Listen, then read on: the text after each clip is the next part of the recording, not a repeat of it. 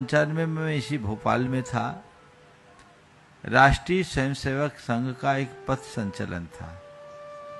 एक कार्यकर्ता जिसका नाम मैं नहीं ले रहा हूं, राष्ट्रीय स्वयंसेवक संघ का एक सक्रिय कार्यकर्ता था।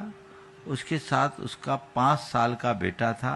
वो भी हाफ पैंट, सफेद शर्ट और टोपी, काली टोपी पहनकर हाथ में इतनी सी रूल लेकर आया था।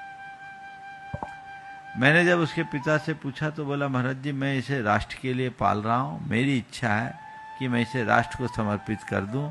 मैं तो गृहस्थी में फंस गया, मैं चाहता हूँ मेरा बेटा राष्ट्रीय स्वयंसेवक संघ का प्रचारक बने, राष्ट्र के लिए काम करे। मैंने उस बेटे से कहा, क्यों तुम्हारे पिता पापा कह रहे हैं वो सही है?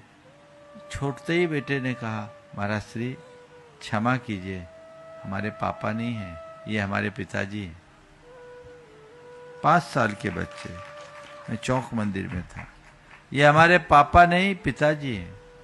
मैंने कहा ठीक है, तुम्हारे पिताजी कह रहे हैं कि तुम्हें प्रचारक बनाएंगे, कभी तुम्हारे पिताजी भी ऐसे कहते थे, उनने शादी कर ली, तुम भी कर लोगे क्या? अरे महाराज जी क्षमा कीजिए, मेरे पिताजी की शादी नहीं हुई, शादी में तो बर्बादी है, मेरे पिताजी का विवाह हुआ है। 5 साल का बच्चा। फिर बातचीत आगे बढ़ी। मैंने उस बच्चे से कहा, जाओ आप खाना खा लो। आपने खाना खा लिया? मैंने पूछा, खाना खा लिया?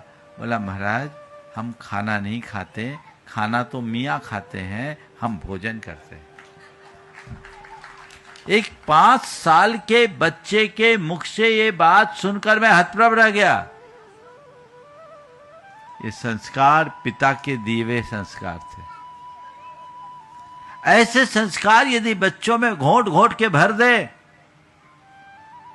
तो बच्चे आपसे विमुख कभी नहीं जाएंगे। इसलिए मैं पुनः दोहराता हूं, बच्चों को धर्म सिखाने की जगह बच्चों में धर्म जगाने का उपक्रम कीजिए। जब धर्म जगेगा, जीवन बदलेगा।